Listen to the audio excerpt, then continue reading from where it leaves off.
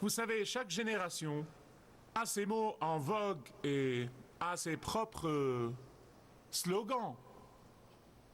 Rappelez-vous que dans les années 90, le slogan et le mot en vogue étaient prise de contact. Vous cherchez du travail, communiquez. Vous cherchez une maison, communiquez. Vous cherchez une épouse, communiquez. Non mais nous avons communiqué à mourir. Mais vous savez, derrière cette philosophie d'établir des contacts, il y a l'idée qu'il ne s'agit pas de ce que vous connaissez, mais de qui vous connaissez. En fait, je me rappelle que dans les années 90, et certains d'entre vous s'en rappellent aussi, ont raconté l'histoire de deux amis dont l'un était extrêmement vantard. Bob parlait toujours à Ken de ses connaissances dans différents cercles et prétendait qu'il connaissait des personnalités et des célébrités. Et finalement, Ken lui dit « Eh bien Bob, si tu es vraiment un gros bonnet, appelle le président au téléphone. » Il lui dit « Bien sûr. » Il prend le téléphone, compose un numéro, et puis il tend l'appareil téléphonique à son ami, et celui-ci entend une voix familière qui dit « Allô, le président à l'appareil ?» Il lui dit « T'es complètement fou, c'est juste un coup de chance. » Il dit « Et la reine alors ?» Il dit « Je la connais aussi. » Il compose le numéro, puis il lui tend l'appareil. Une voix familière se fit entendre. « Allô, c'est la reine d'Angleterre. » Il lui dit « C'est impossible. » Il dit finalement « Écoute, si tu es vraiment un gros bonnet, appelle le pape. » Il lui dit « Non, je vais faire mieux que ça. Allons au Vatican. » Ils prennent l'avion et vont au Vatican. Bob laisse son ami en bas, à la place Saint-Pierre, et entre, et quelques minutes plus tard, un silence envahit la foule. Et là était le pape, au balcon, avec Bob. Et avant de pouvoir se remettre du choc, quelqu'un lui donne un coup de coude et lui dit avec un accent très lourd, il lui dit « Dis-moi, s'il te plaît, qui est cette personne debout au balcon à côté de Bob ?» Eh bien, je veux vous parler aujourd'hui du moyen ultime d'établir des contacts avec le royaume de Dieu. Je vais vous parler aujourd'hui de l'importance de qui vous connaissez et de ce que vous connaissez. Je veux vous dire aujourd'hui qu'il y a un moyen pour vous et moi d'être debout au balcon en compagnie des anges du ciel. Il y a un moyen pour chacun de nous de pouvoir être debout au balcon en compagnie de tous les saints qui nous ont précédés. Il y a un moyen pour chacun de nous de pouvoir être debout au balcon en compagnie du roi des rois et le seigneur des seigneurs. Je veux vous en parler aujourd'hui. Et les gens vont littéralement vous demander qui est debout à côté de vous. Les gens qui ne connaissent pas le Seigneur Jésus-Christ vont vous demander que se passe-t-il dans votre vie? Qui est celui qui vous donne tant de joie au milieu de vos moments difficiles? Qui est celui qui vous rend satisfait malgré toutes vos difficultés? Je vais vous en parler aujourd'hui. Cela est vraiment l'ultime réseau de contact. Ce réseau de contacts qui vous donne une vie de louange. Il ne s'agit pas de quelques secondes par jour ou de quelques minutes par jour. Il s'agit d'une vie entière de louange. Pourquoi je dis ça? Je veux que vous m'écoutiez attentivement.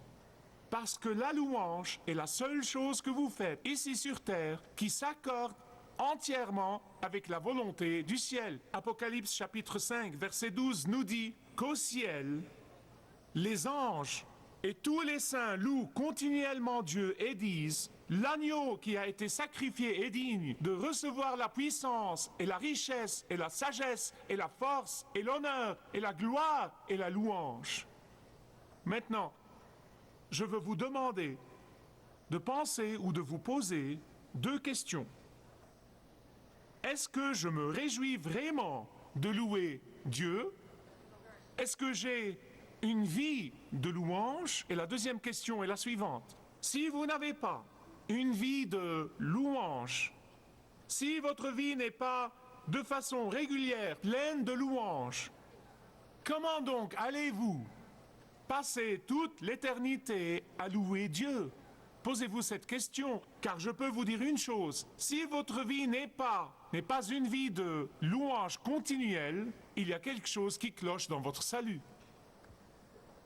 Vous ne connaissez peut-être pas le Seigneur Jésus-Christ. Oh oui, vous pouvez être membre d'une église, vous pouvez être une personne religieuse, mais vous ne connaissez pas le Seigneur Jésus-Christ. Parce que le connaître, c'est l'aimer, et l'aimer, c'est le louer. Je suis là pour vous dire aujourd'hui que la louange exige un changement. En fait, la louange en elle-même produit un changement dans nos vies. Maintenant, je sais que le changement n'est pas facile. Je le sais. Je sais que certains de vous ont du mal à l'accepter.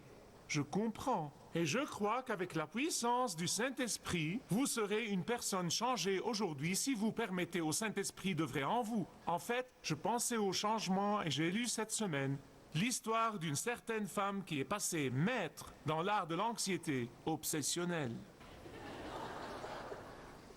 Deux des meilleurs amis de cette femme se parlaient.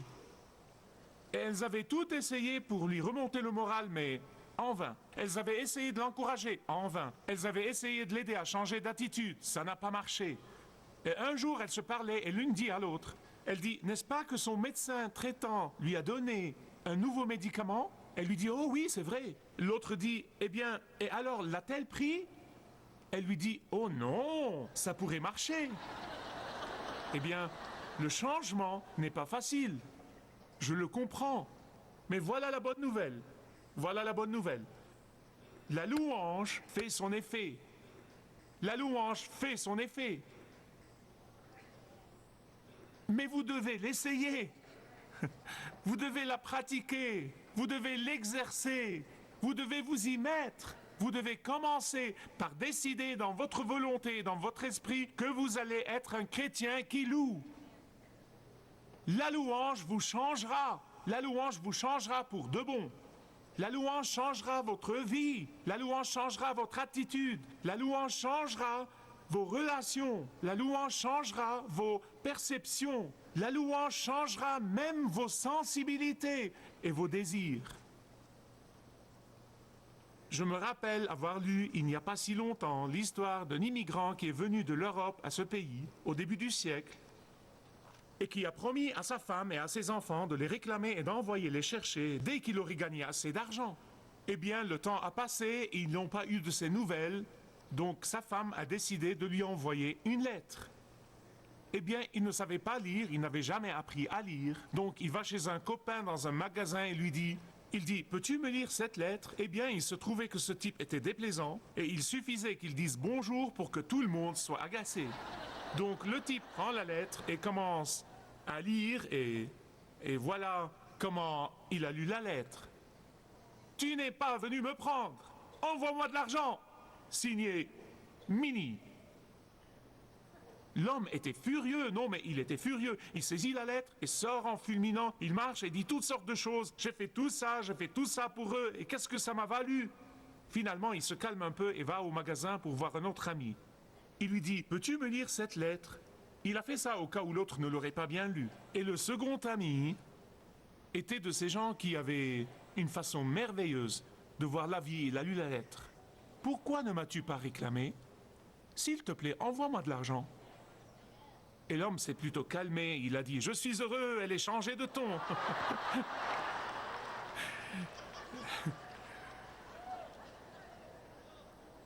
Eh bien, votre attitude peut influencer d'autres personnes.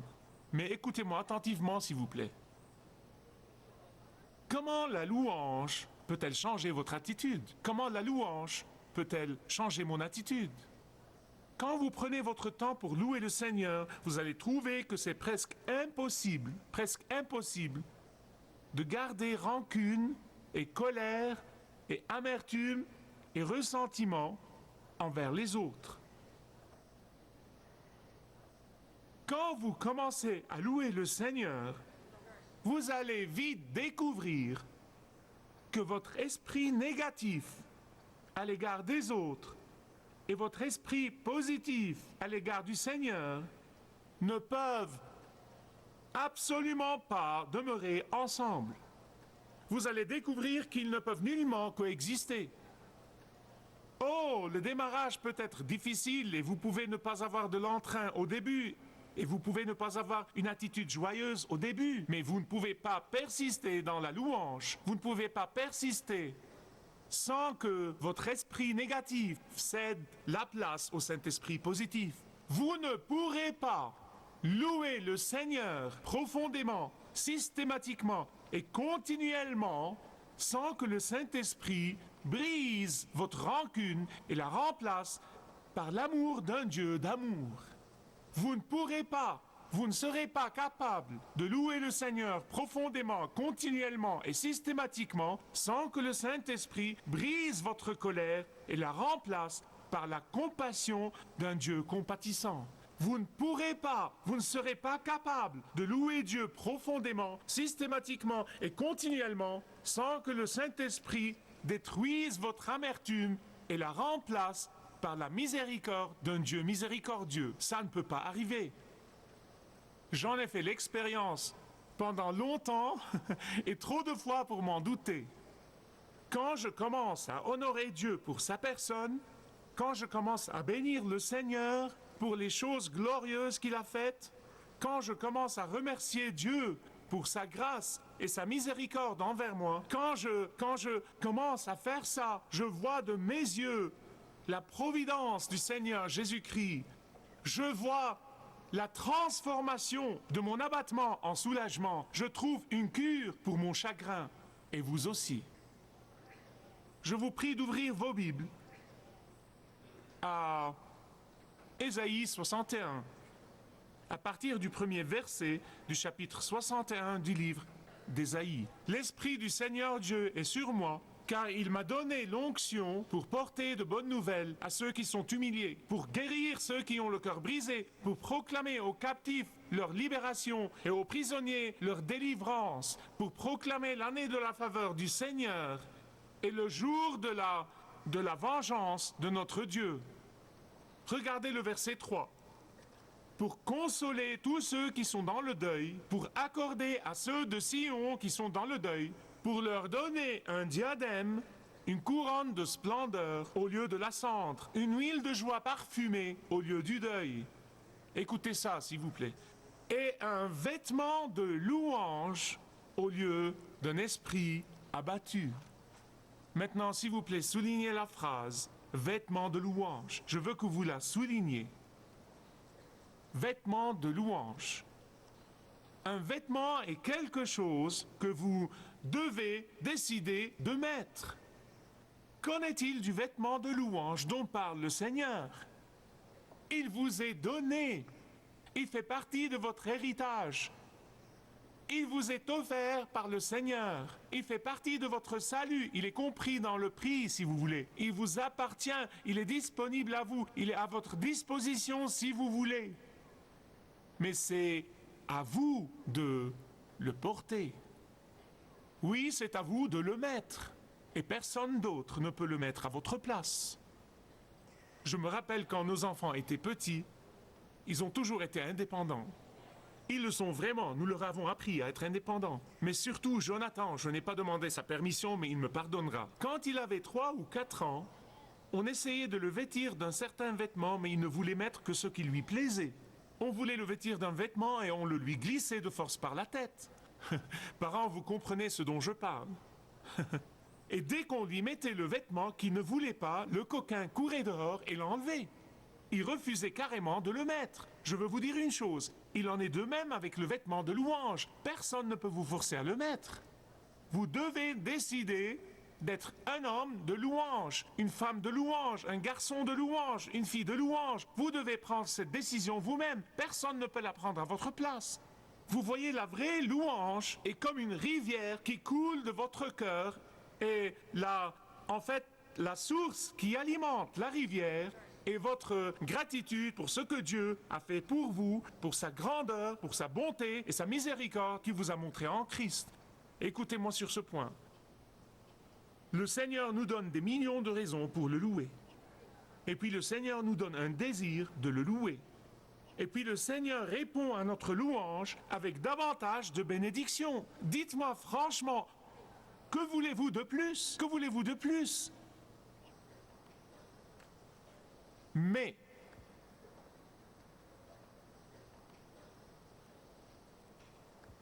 c'est vous qui devez louer. Vous devez remuer vos lèvres. Rappelez-vous du dernier message. C'est de l'abondance du cœur, dit Jésus, que la bouche parle. C'est vous qui devez rester enveloppé du vêtement de louange de Dieu. C'est vous qui devez continuer à mettre ce vêtement de louange. Cela veut-il dire que vous n'allez jamais être tenté, que vous n'allez jamais être découragé, que vous n'allez jamais... Non, ça ne veut pas du tout dire ça. Mais quand vous mettez le vêtement de louange tous les jours, régulièrement, moment par moment, que va-t-il arriver? Chaque fois que l'ennemi vient vous apporter le vêtement de désespoir, vous allez lui dire « Va-t'en, Satan, j'ai un meilleur vêtement ». Chaque fois que vous êtes tenté de mettre le vêtement de découragement, refusez-le, car vous avez déjà le vêtement de louange. Dites à l'ennemi, qui voudrait de la jute quand il a la soie? Va-t'en, ennemi, et il vous fuira parce que la Bible dit ça. La deuxième chose que je veux vous dire, je veux que vous sachiez ce qui suit sur le vêtement de louange.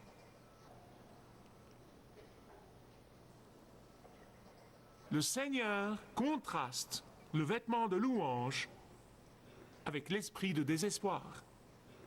Dans la construction de la phrase, les deux s'opposent l'un à l'autre.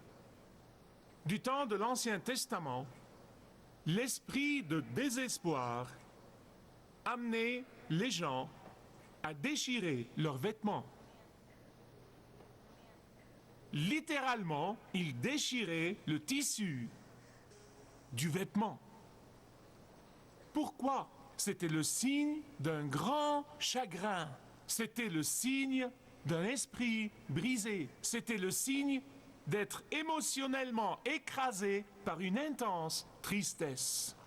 Je vais vous donner des exemples. Vous le voyez dans 2 Samuel chapitre 13, où Tamar, la fille du roi David, qui a été violée par son demi-frère, la Bible nous dit qu'elle a déchiré sa tunique multicolore par désespoir.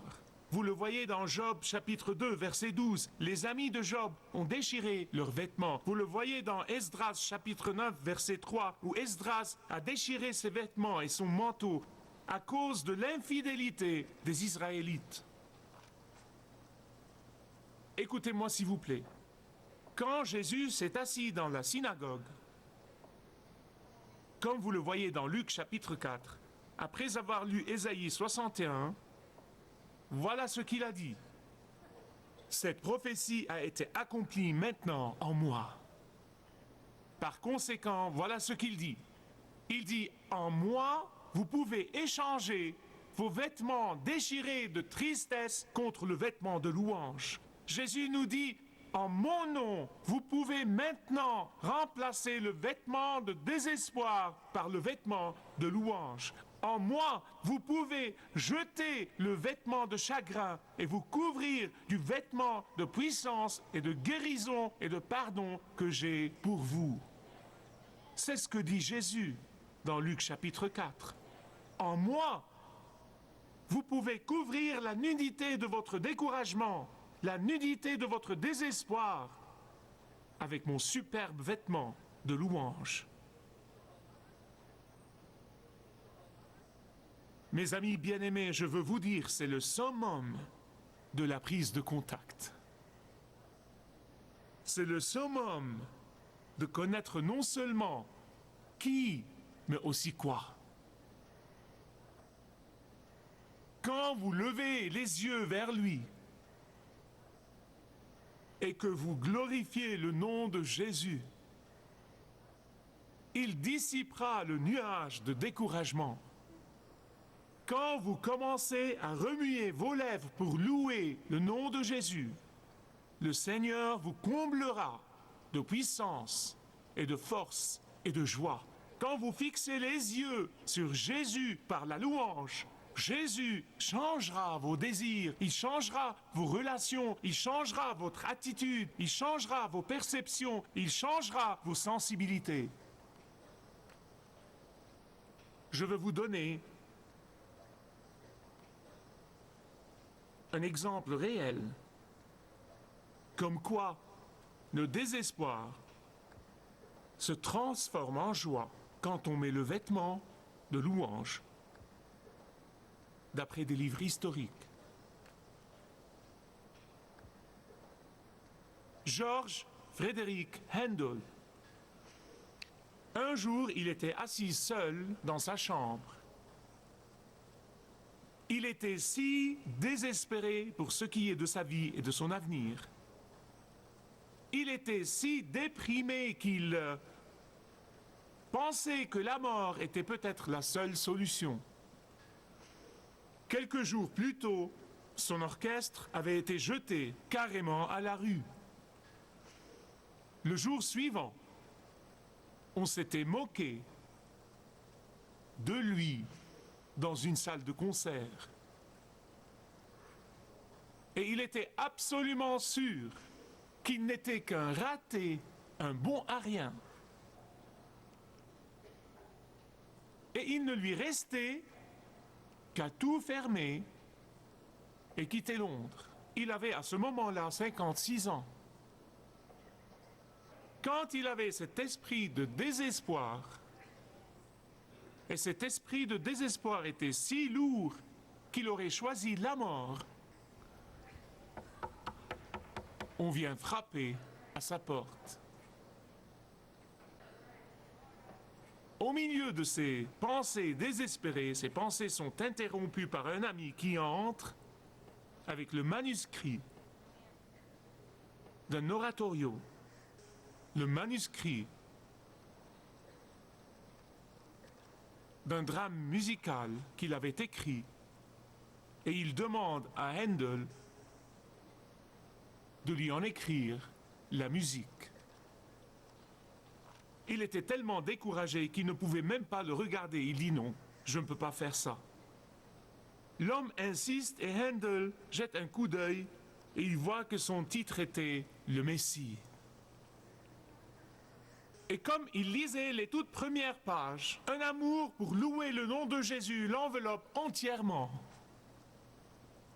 Et il commence immédiatement à travailler. Et pendant 3 semaines consécutives, ininterrompues, il écrit la musique de ce que nous appelons aujourd'hui le Messie de Handel. Il n'y a pas un roi ou une reine en Angleterre qui ont jamais assisté au concert du Messie de Handel sans se lever en l'honneur du Seigneur Jésus-Christ. Donc, l'esprit de désespoir a été remplacé par le vêtement de louange, par l'esprit de joie. En fait, Handel a été enterré à l'abbaye de Westminster, un endroit qui n'est réservé qu'aux monarques et hommes célèbres. Il y a des gens qui viennent à Dieu en agitant leur liste de courses. Donne-moi ça, Dieu, fais ça, Dieu, donne-moi Dieu, fais ça, Dieu, donne-moi ça, fais ça, Dieu, j'ai besoin de ça, Dieu, s'il te plaît, fais ça.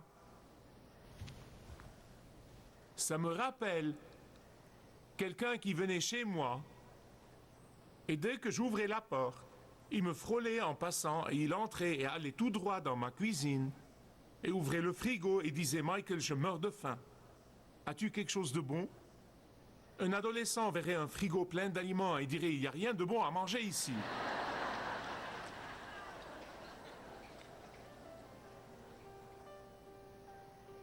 Vous diriez « Minute, c'est impoli. Quand quelqu'un fait ça, c'est impoli. » Et je suis d'accord avec vous. Mais combien de nous entrent en courant en la présence de Dieu pour demander ceci et demander cela et demander autre chose. Et fais-moi ça, Dieu, fais-moi ça, Dieu, et fais-moi ça, Dieu. Si vous désirez connaître Dieu d'une manière personnelle, demandez le livret « Retrouvez la joie que vous avez toujours désirée » et vous pourrez découvrir l'amour de Dieu pour vous et apprendre comment expérimenter son pardon.